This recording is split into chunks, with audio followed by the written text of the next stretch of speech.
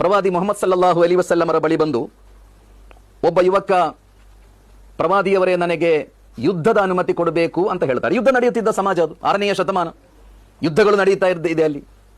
ಆ ಸಮಾಜದಲ್ಲಿ ಒಬ್ಬ ಯುವಕ, ಪ್ರವಾದಿಯವರೇ ನನಗೆ ಯುದ್ಧ ಮಾಡಲಿಕ್ಕೆ ಅನುಮತಿ ಕೊಡಬೇಕು ಅಂತ ಹೇಳ್ತಾರೆ. ಪ್ರವಾದಿಯವರು ಆ ಹಯ್ಯುನ್ ವಾಲಿದಾಕ ಅಂತ ಪ್ರಶ್ನಿಸಿದ್ರು. ನಿನಗೆ ತಂದೆ ತಾಯಿ ಇದ್ದಾರೆ ಅಂತ ಕೇಳ್ತಾರೆ. ಆ ಯುವಕ ಹೇಳಿದ, ಹೌದು ಪ್ರವಾದಿಯವರೇ, ನನಗೆ ವೃದ್ಧರಾದ ತಂದೆ ತಾಯಿ ಇದ್ದಾರೆ. ಪ್ರವಾದಿ ಮುಹಮ್ಮದ್ ಸಲ್ಲಲ್ಲಾಹು ಅಲೈಹಿ ವಸಲ್ಲಂ ಹೇಳಿದರು, ಇರ್ಜು ಇಲೈಹಿಮಾ ವಫೀಹಿಮಾ ಜಾಹಿದ್.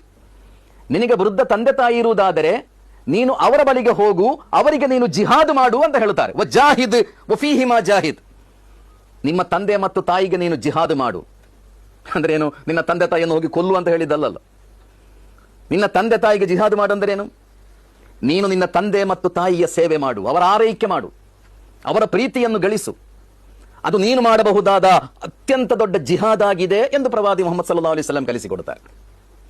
ಅತಿ ದೊಡ್ಡ ಜಿಹಾದ್ ಯಾವುದು ಎಂದು ಪ್ರವಾದಿ ಅವರು ಕಲಿಸಿಕೊಟ್ಟದ್ದು, ನಿಮ್ಮ ದೇಹೆಚ್ಛೆಗಳ ವಿರುದ್ಧ, ನಿಮ್ಮ ದುರಾಗ್ರಹಗಳ ವಿರುದ್ಧ ನೀವು ನಡೆಸುವ ಹೋರಾಟ ಅತಿ ದೊಡ್ಡ ಜಿಹಾದ್ ಆಗಿದೆ. ಮುಜಾಹದತ್ತು ನಫ್ಸಿ ಅಂತ ಹೇಳಲಾಯಿತು. ನಿಮ್ಮ ಇಚ್ಛೆಗಳ ವಿರುದ್ಧ, ನಿಮ್ಮ ದುರಾಗ್ರಹಗಳ ವಿರುದ್ಧ ನೀವು ನಡೆಸುವ ಹೋರಾಟ ಅದು ಶ್ರೇಷ್ಠವಾದ ಜಿಹಾದ್ ಆಗಿದೆ. ಪ್ರವಾದಿ ಮುಹಮ್ಮದ್ ಸಲ್ಲಲ್ಲಾಹು ಅಲೈಹಿ ವಸಲ್ಲಂ ತನ್ನ ಕೊನೆಯ ಭಾಷಣದಲ್ಲಿ, ವಿದಾಯ ಭಾಷಣದಲ್ಲಿ ಹೇಳಿದರು, ಅಲಾ ಉಖ್ಬಿರುಕುಂ ಬಿಲ್ ಮೂಮಿನ್. ಒಬ್ಬ ದೇವವಿಶ್ವಾಸಿ ಯಾರು ಅಂತ ನಾನು ನಿಮಗೆ ತಿಳಿಸಿಕೊಡಲೆ. ದೇವವಿಶ್ವಾಸಿ ಅಂದ್ರೆ ಯಾರು? ಮನ್ ಅಮಿನಹುನ್ನಾಸು ಫೀ ಅಮ್ವಾಲಿಹಿಂ ವ ಅನ್ಫುಸಿಹಿಂ. ಯಾರ ಶರೀರ ಮತ್ತು ಸಂಪತ್ತಿನಲ್ಲಿ ಜನರು ಯಾರ ಬಗ್ಗೆ ನಿರ್ಭಯರಾಗಿದ್ದಾರೋ ಅವನೇ ದೇವವಿಶ್ವಾಸಿ. ನಾನೊಬ್ಬ ದೇವವಿಶ್ವಾಸಿ ಆಗಬೇಕಾದರೆ ಜನರು ಅವರ ಸಂಪತ್ತು ಮತ್ತು ಅವರ ಶರೀರದ ವಿಷಯದಲ್ಲಿ ನನ್ನ ಬಗ್ಗೆ ಅವರು ನಿರ್ಭಯರಾಗಿರಬೇಕು.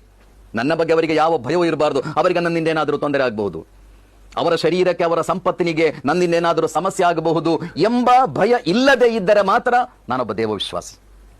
ನಂತರ ಹೇಳಿದ್ರು, ಅಲ್ ಮುಸ್ಲಿಮು ಮನ್ ಸಲಿಮನ್ ನಾಸು ಮಿನ್ ಯದಿಹಿ ವ ಲಿಸಾನಿಹಿ. ಮುಸ್ಲಿಂ ಅಂದರೆ ಯಾರು? ಮುಸ್ಲಿಂ ಅಂದರೆ ಯಾರ ಕೈ ಮತ್ತು ನಾಲಿಗೆಗಳಿಂದ ಜನರು ಸುರಕ್ಷಿತರೋ ಅವನೇ ಮುಸ್ಲಿಂ. ನಾನೊಬ್ಬ ಮುಸ್ಲಿಂ ಆಗಬೇಕಾದರೆ ನನ್ನ ಕೈ ಮತ್ತು ನಾಲಿಗೆಗಳಿಂದ ಜನರು ಸುರಕ್ಷಿತರಾಗಿರಬೇಕು, ಜನರು ನಿರ್ಭಯರಾಗಿರಬೇಕು.